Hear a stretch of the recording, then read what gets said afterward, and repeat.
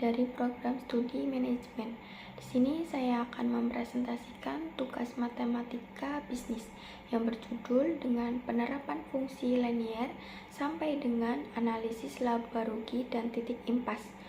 Untuk dosen pengampunya ialah Ibu Angelis Ratuwulan, MPD.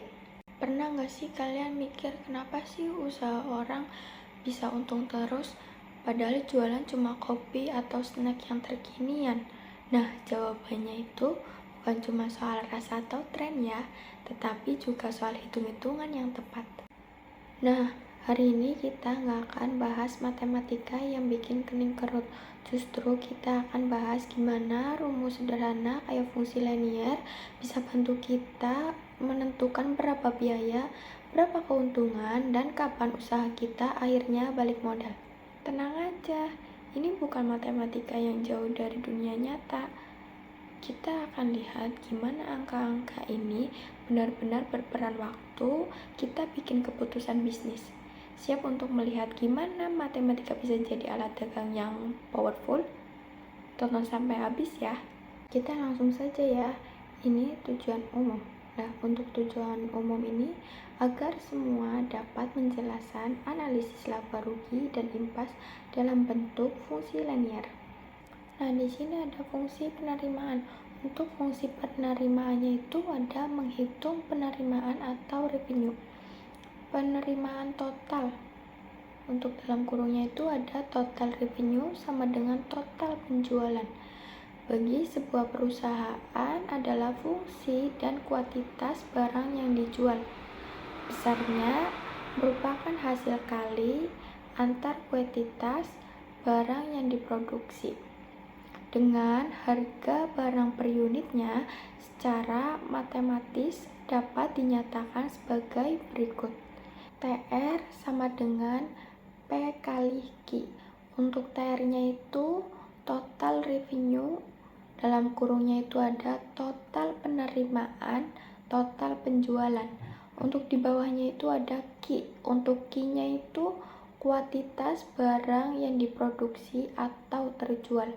Untuk di bawahnya lagi itu ada P. Untuk P-nya itu harga per unit barangnya. Di sini ada contoh soalnya. Untuk contoh soalnya itu Pak Joko mempunyai 50 kilo jagung. Jika harga jagung 5.000 per kilo, berapa uang yang akan didapatkan oleh Pak Joko? Untuk cara mengerjakannya itu seperti ini ya. Q-nya itu kan tadi kuantitas barang yang diproduksi atau terjual.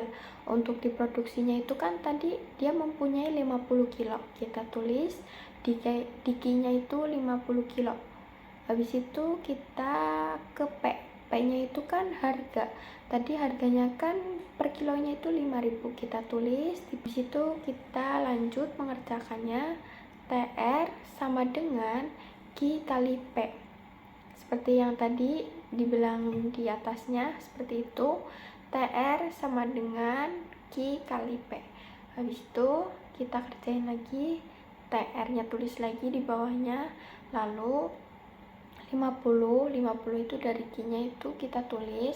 Setelah itu dikali 5.000 dari P-nya. Habis itu kita kalikan saja. 50 dikali 5.000 sama dengan 250. Jadi hasilnya itu Pak Joko mendapatkannya itu 250.000. Kita lanjut. Di sini ada fungsi biaya. Untuk fungsi biayanya itu biaya total dapat dibagi atas dua kelompok umum, yaitu biaya tetap dan biaya variabel. Biaya tetap adalah biaya yang senantiasa tetap besarnya, tidak tergantung dari banyak sedikitnya barang yang diproduksi, seperti antara lain gaji pegawai, sewa, bunga uang, dan penyusutan. Sementara biaya variabel adalah biaya yang besarnya dapat diubah-ubah tergantung dari banyak sedikitnya barang yang diproduksi, seperti antara lain upah tenaga kerja, bahan baku, biaya advertensi, Jadi, biaya variabel inilah yang sebenarnya merupakan fungsi dari banyaknya barang yang diproduksi yang dapat dinyatakan sebagai berikut. Nah, di sini itu TC sama dengan TFC ditambah TVC. Untuk TC-nya itu biaya total atau biaya pengeluaran, dan di bawahnya itu ada TFC. Untuk TFC-nya itu total biaya tetap, dan di bawahnya itu ada TVC. Untuk TVC-nya itu total biaya variabel. Dan untuk di sampingnya itu kan ada lagi. Untuk di sampingnya itu TVC sama dengan Q kali VC. Untuk TVC-nya itu sama kayak yang tadi, total biaya variabel, dan untuk di bawahnya itu ada VC. Untuk VC-nya itu biaya variabel per unit barang. Dan untuk di bawahnya lagi itu ada Q. Untuk Q-nya itu kuantitas barang yang diproduksinya. Oke, kita lanjut ke halaman selanjutnya, itu ada menghitung laba atau rugi. Nah, di bawahnya itu ada L atau R, yang artinya itu laba atau rugi.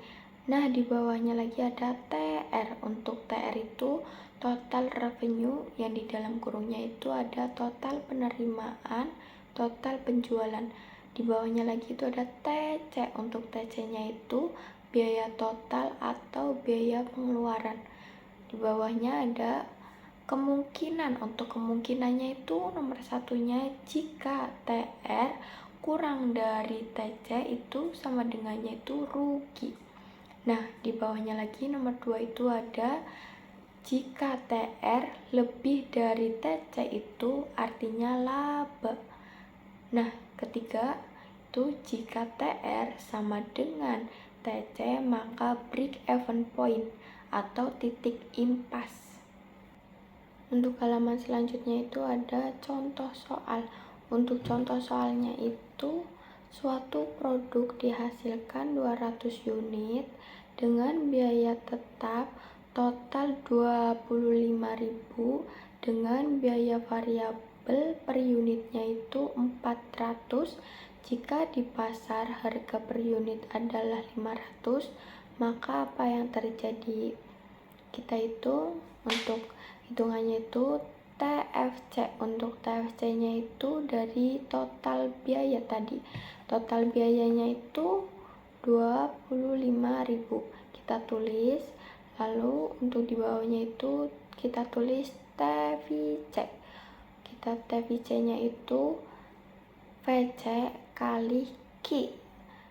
Untuk di bawahnya lagi itu VC-nya itu 200. Tadi suatu produk dihasilkan 200 unit. Kita tulis 200 dikali 400. Soalnya kan tadi kan biaya variabel per unitnya itu 400. Kita tulis ya 200 kali 400. Jadi kita hasilkan 80.000. Oke, untuk selanjutnya itu TC sama dengan TFC ditambah TVC. Untuk di bawahnya itu 25.000 itu dari atas tadi yang biaya tetap total itu kan 25.000, kita tulis. Lalu kita tambah TVC-nya itu dari hasil tadi yang di atasnya itu 80.000.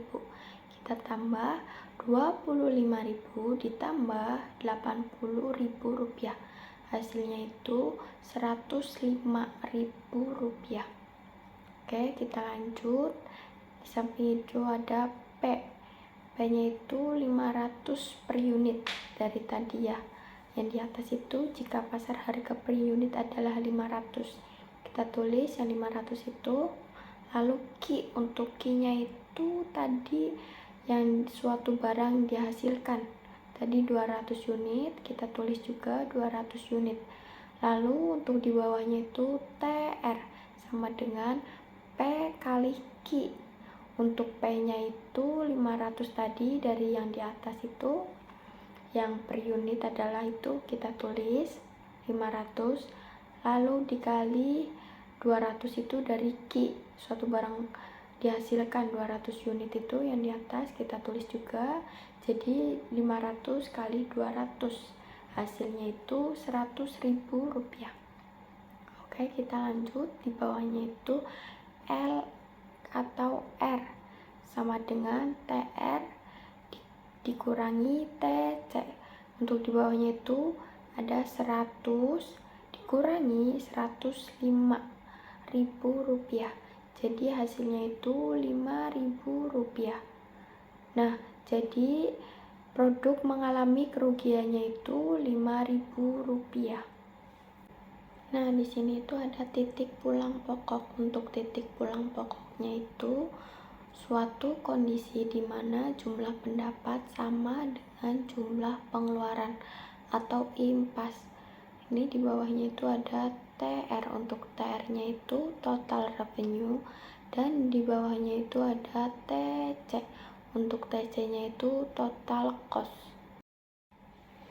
Nah, di sini itu ada contoh satu. Untuk contoh satunya itu seorang pedagang nasi goreng diketahui harus mengeluarkan komponen biaya variabel sebesar 5.000 per porsi dan biaya tetapnya itu 700.000 rupiah per bulannya.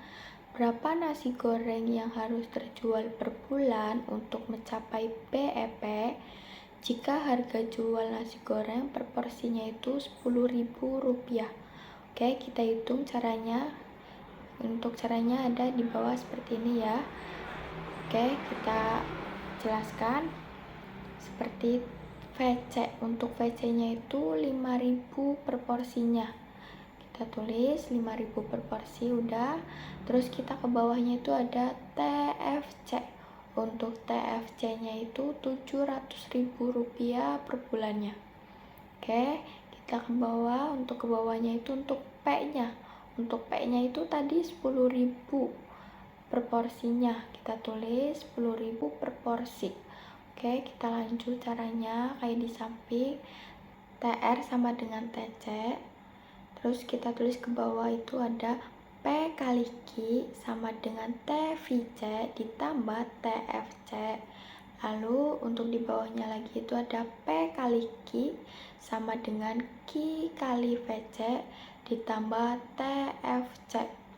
Habis itu di bawahnya lagi itu ada 10.000 kali Q sama dengan Q kali 5.000 ditambah 700.000 rupiah. Lalu di bawahnya lagi itu ada 10.000 dari tadi, dari atasnya ya, kita tulis lagi 10.000 Ki sama dengan 5.000 Ki ditambah 700.000 rupiah. Lalu kita tulis lagi 10.000-nya kayak yang di atas, 10.000 Ki dikurangi 5.000 Ki sama dengan 700.000 rupiah. Kenapa hasilnya kenapa 10.000 Ki kurang 5.000 Ki itu 700?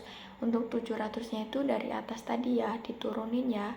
Habis itu udah, kita lanjut. 5.000 Ki sama dengan 700.000 rupiah. Lalu untuk di bawahnya lagi itu ada Ki 700.000 rupiah dibagi 5.000. Hasilnya itu di bawahnya itu Ki sama dengan 140.000 rupiah. Jadi untuk pencapaian titik BEP, penjual harus dapat menjual nasi gorengnya sebanyak 140 porsi per bulan atau 4,6 jika dibulatkannya itu jadi 5 porsi per harinya. Nah, di sini itu ada contoh kedua. Untuk contoh keduanya itu, andaikan biaya total yang dikeluarkan perusahaan ditunjukkan oleh persamaan C 20.000 rupiah ditambah 100 Ki dan penerimaan totalnya itu R 200 Ki. A.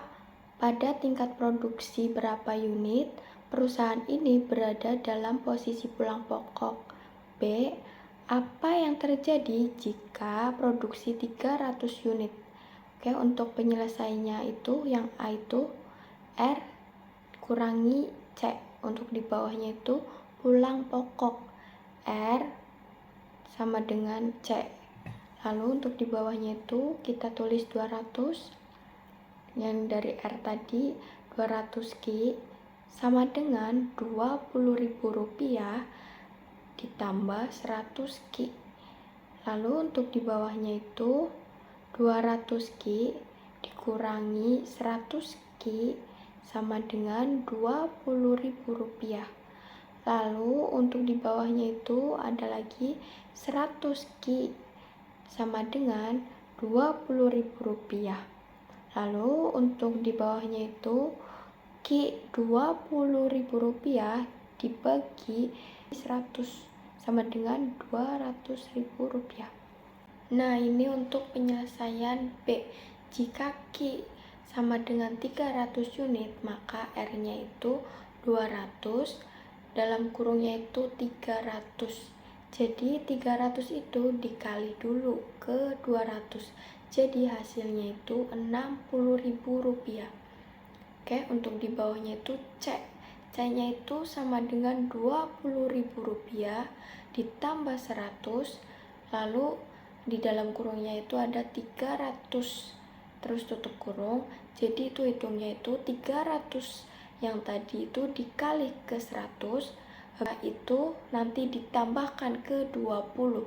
Jadi 300 tadi dikali ke 100 itu hasilnya Rp30.000. Rp30.000 itu ditambah ke 20, jadi hasilnya itu Rp50.000. Oke, untuk di bawahnya itu keuntungan. Keuntungannya itu R dikurangi C. Jadi 60 yang tadi didapatkan R kita tulis Rp60.000, dan yang Rp50.000 itu dari C tadi kita tulis Rp50.000. Oke, kita dijumlah aja. Rp60.000 dikurangi Rp50.000, jadi hasilnya itu Rp10.000. Sekian presentasi dari saya. Semoga apa yang saya sampaikan bisa bermanfaat dan mudah dipahami. Terima kasih atas perhatiannya. Saya tutup. Wassalamualaikum warahmatullahi wabarakatuh.